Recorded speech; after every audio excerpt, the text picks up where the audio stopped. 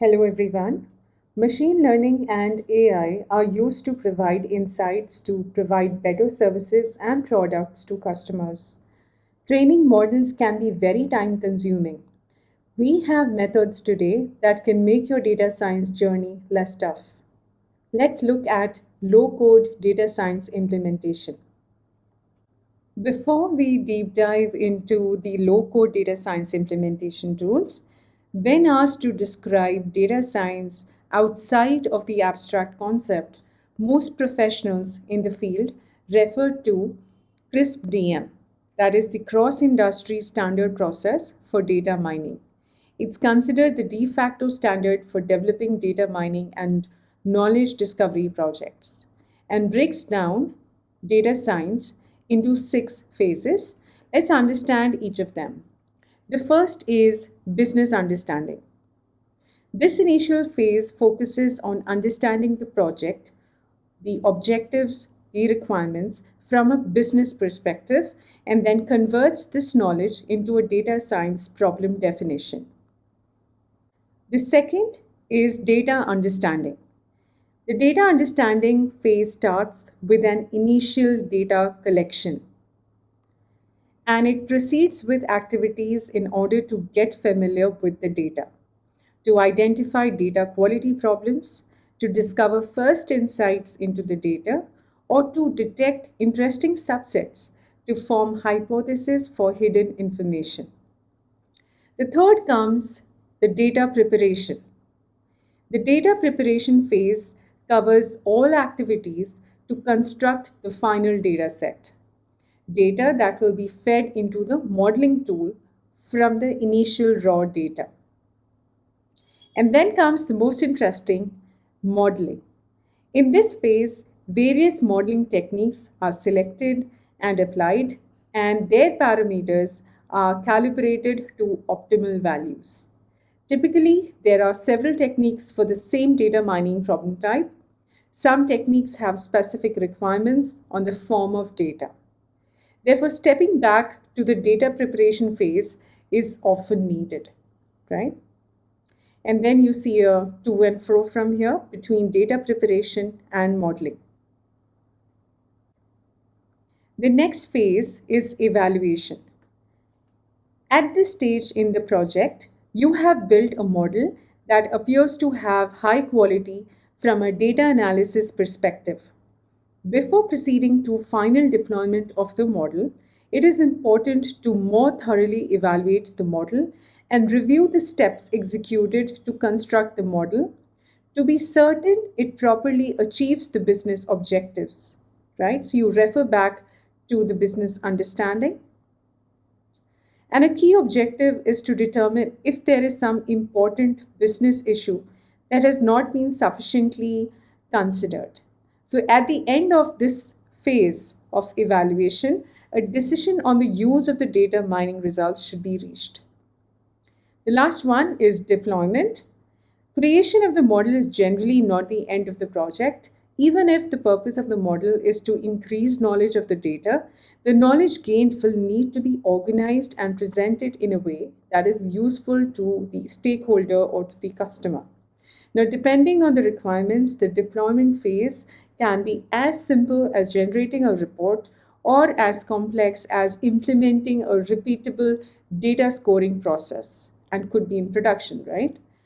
And as you see this process, I like you to think and, if possible, even write down about all the tools and collaboration required to complete this cycle. What tools are used by a business analyst with an understanding of the domain and objectives?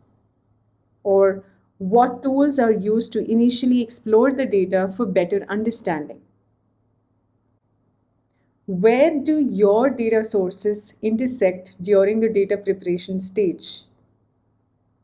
What tools do you use when building a pipeline, a machine learning pipeline, and training your model? How and where is your model evaluated? And at the final point, when you believe the model is ready for production, how and where is it deployed and how will it be consumed? These are some questions that we really need to think about that goes beyond the modeling part. And hence, we will get this full picture of a complete data science life cycle. Now, on the right, I've also listed some of the personas that we have from data engineering, data steward, data scientist, business analyst, and application developer. These are some unique terms that we give to understand, and these could be different across the industry. The naming could be different. But usually, a data engineer's role is to architect data pipelines and ensure the operability. There are different roles. The second is data steward. Data steward is responsible for the governance of the data and ensures that the regulatory compliances are abided by. So, if you worked on different projects, you might have come across GDPR, HIPAA, CCPA. There are different regulatory compliances depending on the domain of the use case. The third is data scientist. The data scientist role, of course, we are deep into it. It gets deep into the data to draw insights for the business. The fourth is business analyst. He or she would be responsible to generate the visual insights, right? Works with the data to apply insights to the business strategy.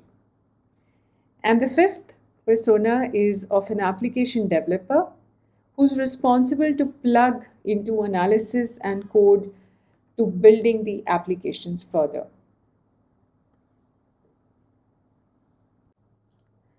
Now, what you see are the different stages of AI journey, and your ability to follow the data science life cycle correlates with your success in getting value from your projects. First, I like to break the data science life cycle into three subcycles: the build phase, the deploy phase, and the infuse phase. To support the needs of people that do data exploration, data preparation, and modeling, you will need to have visual and open source coding based tools that help you accelerate the time to complete and iterate during the build phase. Once a model is built and trained, it needs to be deployed, auto retrained, and managed. After that, you can use a service to perform model monitoring and operation. And you can audit payload by logging. This helps the explainability part, transparency, and usability for production. Automated machine learning, AutoML, is the process of automating the manual task that data scientists must complete as they build and train machine learning models. Now, these tasks include feature engineering and selection, choosing the type of machine learning algorithm, building an analytical model based on the algorithm, hyperparameter optimization, also known as HPO, training the model on tested data sets, and running the model to generate scores and findings. Now, researchers developed AutoML to help data scientists build predictive models without having deep ML model expertise. Let's see how AutoAI does all of this. There are a lot of tools that can help do this. It will automatically ingest, clean, transform, and model with hyperparameter optimization. There are also training feedback visualizations that provide real-time results to see model performance.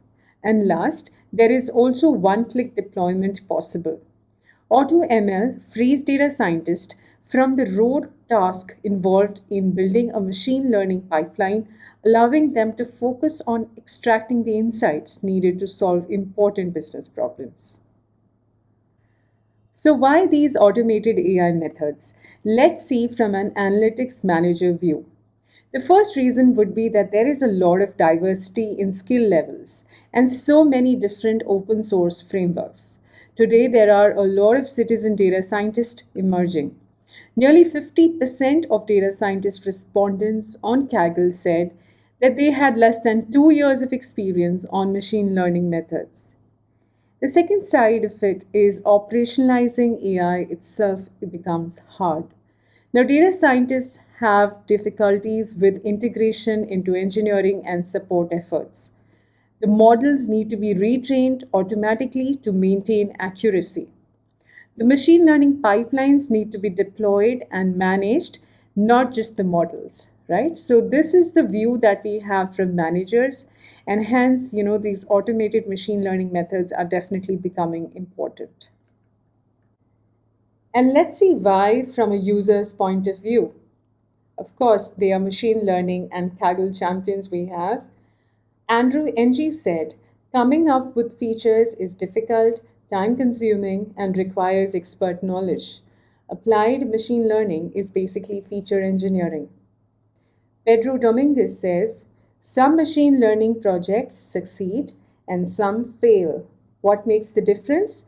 Easily, the most important factor is the features used. Xavier Cunard says, the algorithm we used are very standard for Kagglers. We spent most of our efforts in feature engineering. AutoAI is a variation of AutoML. It extends the automation of model building to the entire life cycle. Like AutoML, AutoAI applies intelligent automation to the steps of building predictive machine learning models. Here is a quick look into a similar process that AutoAI executes behind the scenes. There is a combination of data preparation, where we find the best pre-processing, imputation, encoding, and scaling strategies. You have model selections, where we find the top K estimators. We have HPO, which is a hyperparameter optimization on selected estimator. Feature engineering, which finds the best data transformation sequence. A second round of HPO on estimator after feature engineering. And last, ensembling, where it computes ensemble predictions based on pipeline predictions. So let's cover more in AutoAI terminologies. The first is machine learning pipeline. It's a set of steps for creating a model or workflow. Typical steps in a pipeline are ingest, clean, transform, and model with hyperparameter optimization. We talked about estimators in a slide before. It's basically referring to algorithms. For example, we have logistic regression, random forest, etc. HPO, hyperparameter optimization, is the process of training the models with different parameters specific to each algorithm. It's just like how you play with your computer settings to get something you need, to get the desired outcome. How do you tune the parameters of a model to get the optimization, right? So that is hyperparameter optimization, in a very quick explanation. We then have model evaluation metrics, the various model evaluation metrics used by data scientists, AUC, ROC, F1 score, etc. So these four are the major auto AI terminologies. And next, I would like to show you some screenshots here where we have the auto AI kind of being set up. The one of the major steps that you need to do is, since it supports the CSV file, we just need to drag a CSV file into the experiment page and then select the column that you want to predict. Once the column is predicted, it would analyze and understand whether what is the prediction type, what is a positive class, and the optimized metric. And as users, we can select the different automated machine learning parameters ourselves as well, right? And then you just have to click on Run Experiment, and there you go. A pipeline leaderboard is generated, and you can also see a star against the the highest performing, the best performing model. It shows the pipeline information as well. Next, we can also deep dive into the model evaluation part. It will review the accuracy for you, the precision and recall to assess the models better. And in a click of a button, you could actually deploy. How? We promote the models to deployment spaces. You save the model of your choice and a click away is a deploy. This was just a quick demo of what we have in AutoAI. All these steps that we've covered are inbuilt, and all you need to do is just drag and drop a CSV file, select the column that you want to predict. You know, it would suggest the optimized machine learning parameters. You have the option to change as well. This is one tool. There are similar tools that are used across the industry to make life of a data scientist much better, and it saves loads of time. So just to summarize what we've seen, it can help build your models faster. It can jump the skills gap. It can discover more use cases because you get to analyze your data better. It can also find the signal from noise, rank and explore models, and gets you ready, set, and deploy in few clicks. So thank you all, and a very happy learning to all of you. Thanks a lot.